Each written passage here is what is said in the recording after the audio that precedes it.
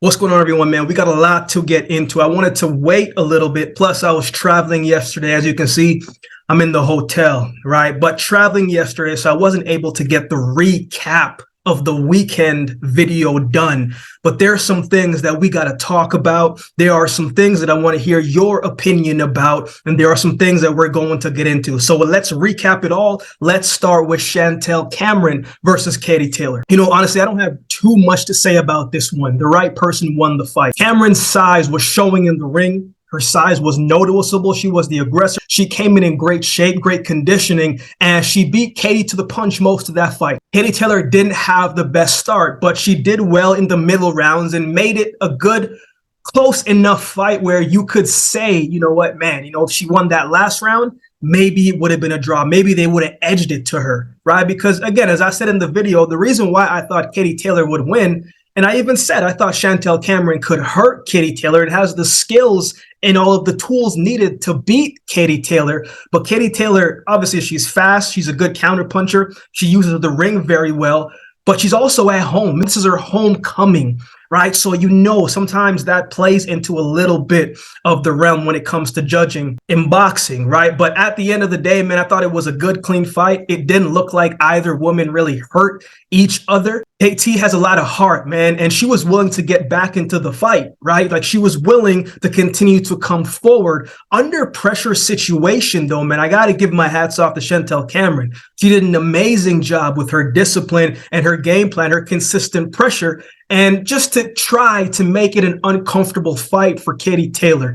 KOTY Taylor likes to slip and move on her terms, but Chantelle Cameron did not allow the fight to go on KOTY Taylor's terms. She seized control of the fight, and she made it very tough on KOTY to maneuver how she usually does, man. That constant pressure made it tough for KOTY, but all in all, I thought it was a good fight. The rematch should be interesting, whether they do it at 140 or 135. If I'm KOTY Taylor, maybe I do it at 135 and see if that does anything. But this was a good fight, man. I don't really have too much to say about this one. I think the upset on that card was when Gary Cully lost the fight and he got stopped, man. I think that was the upset. But, let's keep going, man. Let's talk about Andrew Maloney versus Junto Nakatani. And I don't see that knockout not being knockout of the year, even though we have some months left before the year is done. But Nakatani, he's a problem in that division, man. He's a dynamic fighter. He's not one-dimensional. He's multifaceted. I tweeted this. I said, he disguises his attacks very well. And with his size and his reach, he can close the gap so quickly without him physically being in front of you and needing to be close to you because of that reach, right? You could see when it was in close range, Maloney was trying to make that count, and he did some good work in there in spots, but it wasn't consistent enough. Like, I never felt that Nakatani was once worried about Maloney or was hurt by the shots that Maloney did or landed on him. And he had some good moments.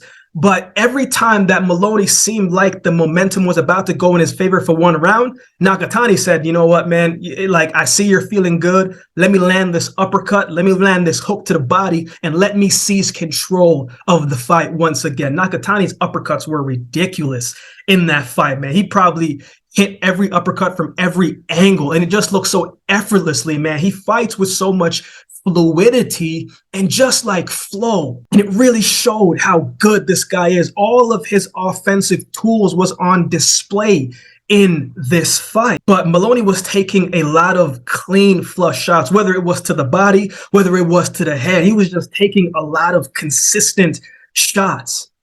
But you know what stuck out to me that one, man? When Maloney was back to the corner and his trainer was like, hey, man, I almost threw the towel. Matter of fact, I'm looking to throw the towel, but I need to see something. I need you to do something, man. You're taking a lot of punishment, but he let him continue. And I know we all got our opinions about this, but it's a tough position to be in from a trainer, because as a trainer, you're not just a trainer, you're a friend, you're a confidant, you're a brother. You're in the ring, and you're with this person every single day, and you see the heart and you see how much they want it, and you just want it so bad for them that you may sometimes say, you know what, if he said he's got more in him, then I'm going to trust my fighter, I'm going to trust my friend, I'm going to trust my guy and give him the opportunity because I respect him that much and I want it that much for him. If he sees something, if he believes it, then I have to support it. So for me, from that perspective, that's how I'm seeing. I'm not saying it's the right thing to do because he was taking a lot of punishment, but I'm saying he believed that it could be done. If he believed his fighter could get it done, then, you know, you have that type of respect in that relationship. But when he went back into the fight, man, and the way how cleanly that shot landed on Maloney, that it was so loud, it was so clean, it was just great timing from Nakatani. You could see he was trying to set it up, but when it connected, man, I got up out of my seat. I was just, the only word that came out of my mouth was like, wow. Because you never, obviously, as a spectator standpoint, we love seeing knockouts. Who doesn't like knockouts? But from a human standpoint, those are some of the hits that a person takes, and you say, man, maybe you should think about other things. I'm not saying Maloney isn't going to find his way back into the ring. He's got that will. He's a fighter. That's what fighters do. They get back up when they get knocked down. But there are certain shots that a person takes. There are certain hits that a person takes in life, and it makes them question, is it worth it? He gave his all, but Nakatani just had too much for him. And I think after that shot that he take, man, this is a part where he's just got to reevaluate, man. Do I want to go up and give one more title run? Because Nakatani is a good chance he has the potential to be undisputed. And if you want to fight your way back and face that guy again, as well as top of the other guys who have pop as well too, you just got to ask yourself, man, is it worth one more? Is it worth mustering up one more to possibly take some of the hits that I've sustained, man? Maloney is a tough cat, and I'm glad that he was able to get up. But you don't want to take too many of those shots, man. Those shots ends career and does lasting damages as they retire from the sport, man. So all in all, Nakatani, man, again, he has every tools offensively, even defensively. When he was slipping and moving, even though he got hit with his fair shot, he was better defensively than Maloney was. He's solid, man. He's a good fighter, man. And as I said, man, I figured that fight would end in knockout, and we saw what happened, man. But all in all, I enjoyed the fight, competitive fight, and again, a great win for Junto Nakatani. Traveling all that way to come here and to win the belt, it makes it that much more sweeter. Hats off to him. Let's keep going down the card, or up the card. Raymond Murtalla versus Jeremiah Nakatila. I tweeted this as well too, man. If you're not following me on Twitter, man, follow me on Twitter. I said Muratala is no longer a prospect. And I felt like he's been a contender since his last fight. Right? The fight that he got knocked down in the first round and got back up and stopped his opponent. You want to talk about in this fight, man, you want to talk about composure. You want to talk about patience. You want to talk about skill. That was what we saw from Muratalla against Nakathila, right? He was just really locked in for this moment, and he knew what Nakathila was trying to do, but he didn't let it happen. He knew Nakathila was trying to set up that right hand. He knew the danger of Nakathila's right hand, and he did not let it happen. He stayed disciplined and waited for the right timing and opening. And when the opening came, he took full advantage of that and got a stoppage win against someone who has never been stopped before. It was a great win for Muratalla. Nakathila is very well respected, but I think Muratala's got much more in him to come. Now, you could argue that maybe the ref stopped it a little prematurely. Maybe, I wouldn't have any problems with that.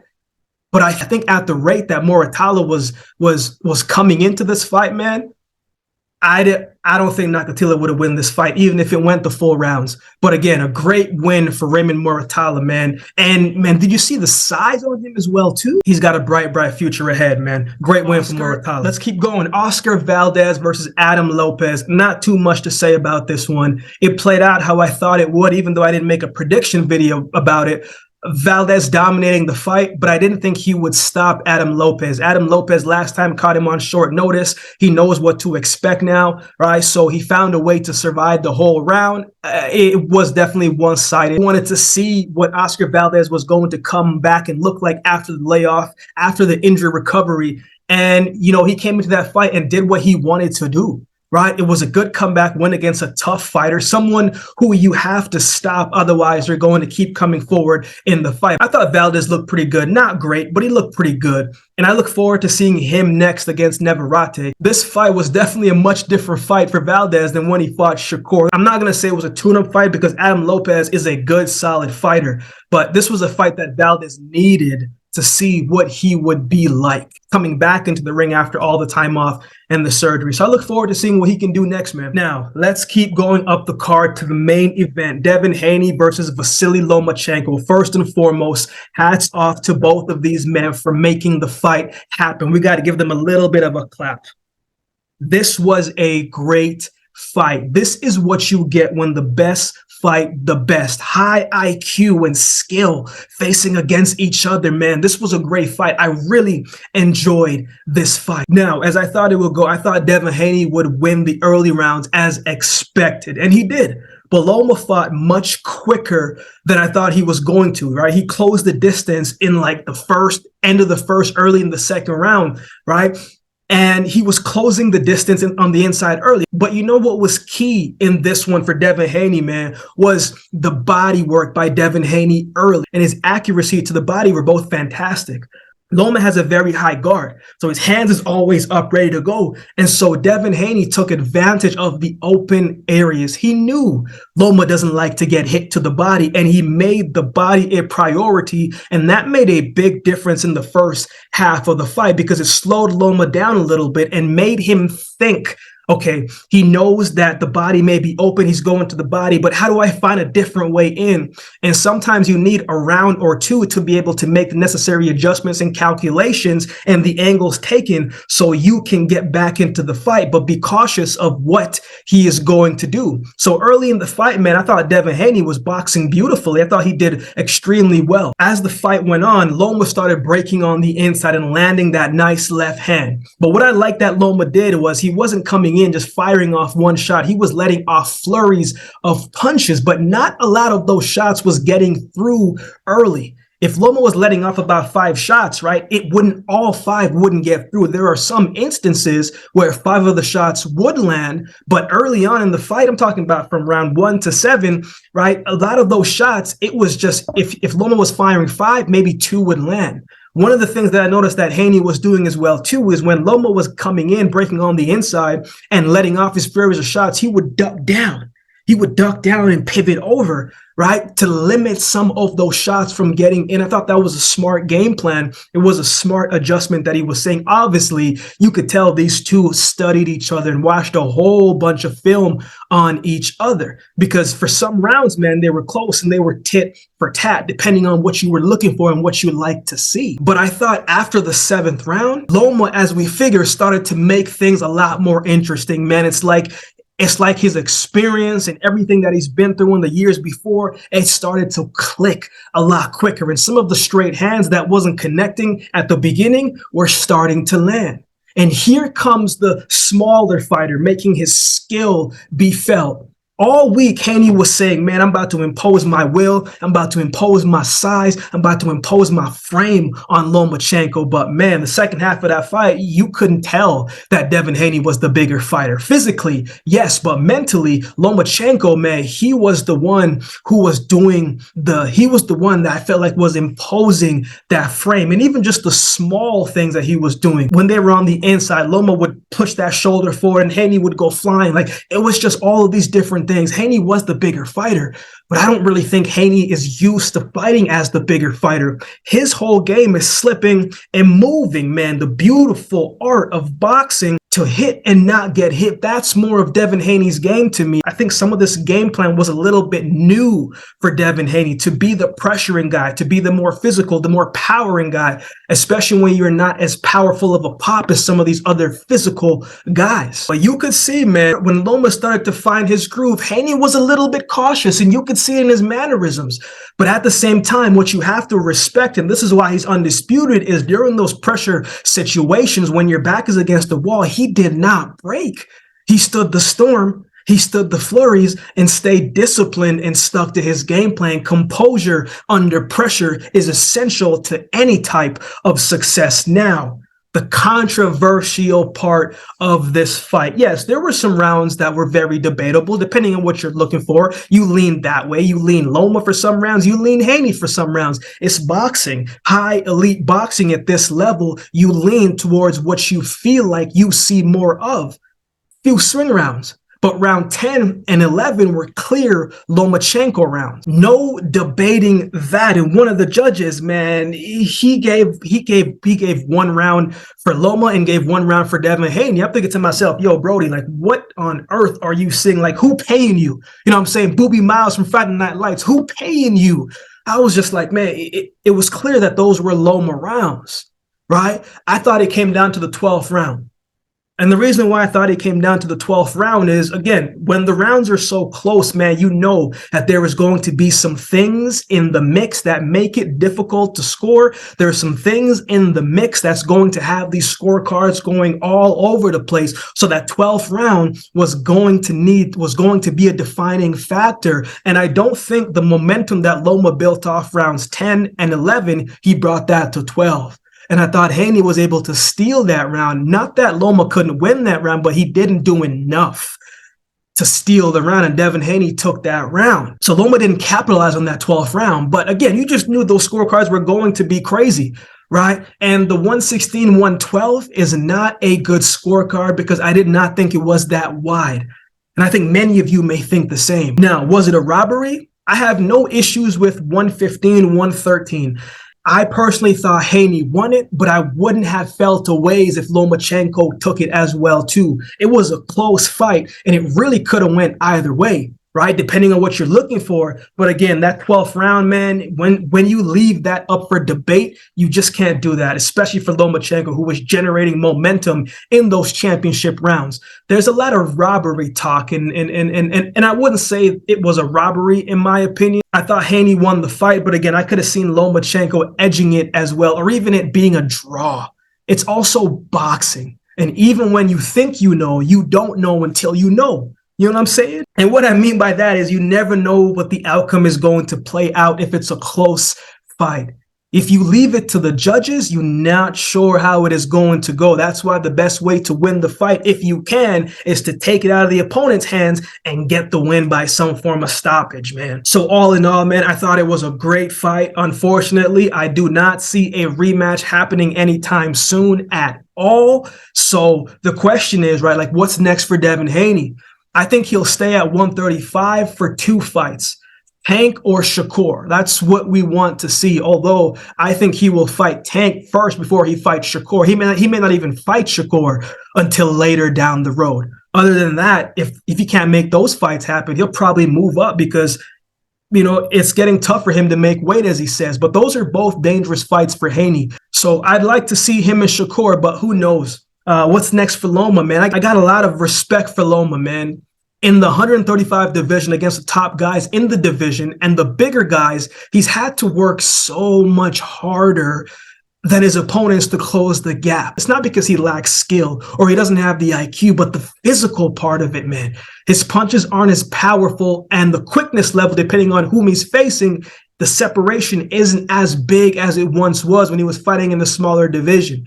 But whenever Loma is fighting, man, you got to tune in because he's an exciting to watch. He's so skillful, but he needs some rest right now. And I think he needs to evaluate as he's going on the tail end of his career. Do I want to stay at 135 or maybe even possibly go back down to 130 and try and become undisputed there?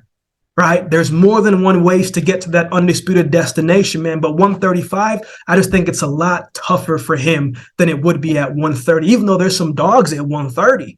right? But 135, man, he's given us some great fights. He's always in a great fight. But, you know, I just think it's a lot tougher for him. And when he's getting older, you know, it's going to be that much more harder as well, too. So what are your thoughts on this weekend of fights, man? Let me know in the comment section below. What did you think of all of the fights? Do you think Lomachenko was robbed? Or do you think Devin Haney did enough to win the fight? Let me know in the comment section below. Break it down for me in the comment section below. If you would like to support the channel, there's a couple ways you can do so. You can like, comment, share, and subscribe to the channel. If you would like to support by way of donation, you can find options in the description below. Also, my Cash App handle will be on screen as well. Any amount goes towards the growth of this channel. It will be greatly appreciated. Recently just started membership on the channel. I don't always get to do all the suggested videos you guys talk about in the comments, but if you become a member, those suggested videos will rise to the top of the priority, and I will do my best to get those done for you. Or if you'd like to become a member just to support the channel, man, that would be greatly appreciated as well. So with all that being said, if you've been watching the video this long, do me a favor and subscribe to the channel, and we'll definitely see you next time.